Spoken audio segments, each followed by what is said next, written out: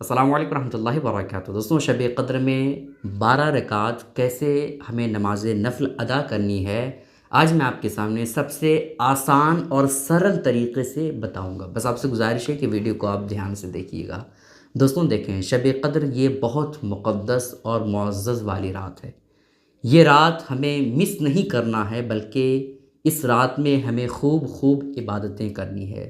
نبی پاک علیہ الصلوۃ والسلام نے ارشاد فرمایا کہ شب قدر کو رمضان کے تیسرے عشرے کی طاق راتوں میں تلاش کرو، یعنی 21، 23، 25، 27، 29 ان تاریخوں میں شب قدر کو تلاش کرو، ہے نا۔ خاص کر کے ہم اور آپ 27ویں رمضان کو شب قدر مناتے ہیں، اس میں خوب عبادتیں کرتے ہیں، ٹھیک ہے، اور اس میں ہم لوگ نمازیں بھی ادا کرتے ہیں 12 رکعت۔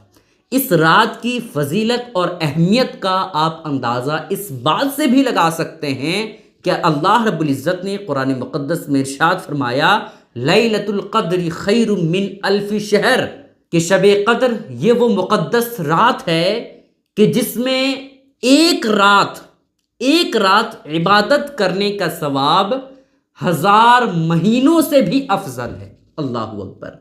اگر آپ اس مقدس رات میں صرف اور صرف ایک رات عبادت کرتے ہیں تو پھر ایسی کیفیت میں آپ کے نامہ اعمال میں 1000 مہینے سے بھی زیادہ ثواب آپ کو ملتا ہے، صرف ایک رات۔ اور 1000 مہینے اگر آپ کنورٹ کرتے ہیں سال میں تو 83 سال ہوتا ہے۔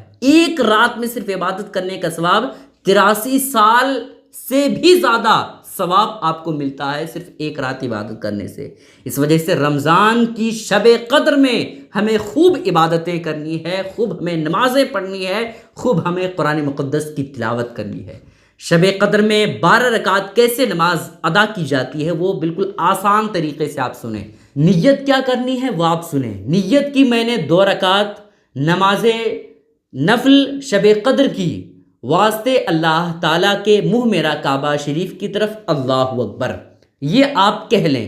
اگر یہ نہیں بھی کہتے ہیں تو نیت دل کے ارادے کو کہا جاتا ہے۔ آپ نے بس دل میں ارادہ کر لیا کہ ہم نیت کر رہے ہیں تو کافی ہے، لیکن زبان سے نیت کر لینا یہ افضل ہے۔ نیت کر کے آپ اپنے ہاتھ کو باندھ لیے تو اس کے بعد آپ کو ثنا پڑھنا ہے، سبحانک اللہم و بحمدک و تبارک اسمک و تعالی جدک ولا الہ غیرک۔ اس کے بعد اعوذ باللہ من الشیطان الرجیم بسم اللہ الرحمن الرحیم پڑھنا ہے۔ اس کے بعد الحمد شریف ایک مرتبہ پڑھنا ہے۔ جس طرح سے ہم عام نمازوں میں الحمدللہ شریف پڑھتے ہیں اسی طریقے سے آپ کو الحمدللہ شریف ایک مرتبہ پڑھنا ہے۔ اس کے بعد سورہ قدر یعنی انا انزلناہ فی لیلۃ القدر، یہ سورہ آپ کو 3 مرتبہ پڑھنا ہے۔ کتنا؟ 3 مرتبہ۔ اس سورہ کو پڑھنے کے بعد آپ سورہ اخلاص ایک مرتبہ پڑھیں، یعنی قل هو اللہ احد اللہ الصمد لم یلد ولم یولد ولم یکن لہ کفوا احد، اس کو آپ کو ایک مرتبہ پڑھنا ہے۔ اس کے بعد آپ کو رکوع میں جانا ہے، سبحان ربی العظیم سبحان ربی العظیم سبحان ربی العظیم 3 مرتبہ کہنا ہے۔ اس کے بعد آپ کو سمیع اللہ لمن حمدہ کہہ کر کے کھڑا ہو جانا ہے۔ اس کے بعد اللہ اکبر کہتے ہوئے سجدے میں جانا ہے، اور سجدے میں 3 مرتبہ سبحان ربی العالی سبحان ربی العالی سبحان ربی العالی کرنا ہے۔ اس کے بعد پھر سے آپ کو کھڑا ہو جانا ہے۔ اس کے بعد آپ کو 1 مرتبہ سورہ فاتحہ پڑھنا ہے، اسی طریقے سے آپ کو 3 مرتبہ سورہ قدر یعنی انا انزلناہ فی لیلۃ القدر پڑھنا ہے۔ اس کے بعد آپ کو 1 مرتبہ سورہ اخلاص یعنی قل هو اللہ احد اللہ الصمد پڑھنا ہے۔ اس کے بعد اسی طرح سے آپ رکوع کریں، سجدہ کریں۔ رکوع اور سجدہ میں کیا پڑھنا ہے آپ کو پتہ ہی ہے۔ اس کے بعد 2 رکعت ختم ہو گئی، ٹھیک ہے، 2 رکعت آپ کی کمپلیٹ ہو گئی سلام پھیرنے کے بعد۔ پھر اسی طرح سے آپ کو 2 رکعت کر کے 12 رکعت نماز نفل ادا کرنی ہے۔ جب آپ 2 رکعت کر کے آپ 4 رکعت نفل نماز ادا کر لیں، اس کے بعد آپ رب کی بارگاہ میں ہاتھ اٹھائیں، دعا مانگیں۔ اگر آپ کو اولاد کی طلب ہے تو آپ اولاد کے لیے دعا کریں، اگر آپ کو بیٹی چاہیے تو بیٹی کے لیے دعا کریں، اگر آپ کو بیٹا چاہیے تو بیٹے کے لیے دعا کریں، یا کسی اور پریشانی میں آپ گھرے ہوئے ہیں، اس پریشانی کو لے کر کے آپ بہت زیادہ دقتوں میں چل رہے ہیں تو اس پریشانی کے لیے آپ دعا کریں۔ سمجھ رہے ہیں؟ جو کچھ بھی آپ کو دعائیں مانگنی ہے آپ ضرور مانگیے شب قدر میں، اس میں اللہ رب العزت دعاؤں کو قبول کرتا ہے۔ 4 رکعت آپ کی کمپلیٹ ہو گئے، پھر اس کے بعد 2 رکعت کر کے 4 رکعت پڑھیں، پھر دعا مانگیں، اس کے بعد 2 رکعت کر کے 4 رکعت کمپلیٹ کریں۔ اس طرح سے آپ کی 12 رکعت پوری ہو جائے گی۔ جب 2 رکعت کر کے 12 رکعت آپ کی کمپلیٹ ہو جائے گی، مکمل ہو جائے گی آپ کی نماز، تو اس کے بعد آپ کو درود پاک پڑھنا ہے۔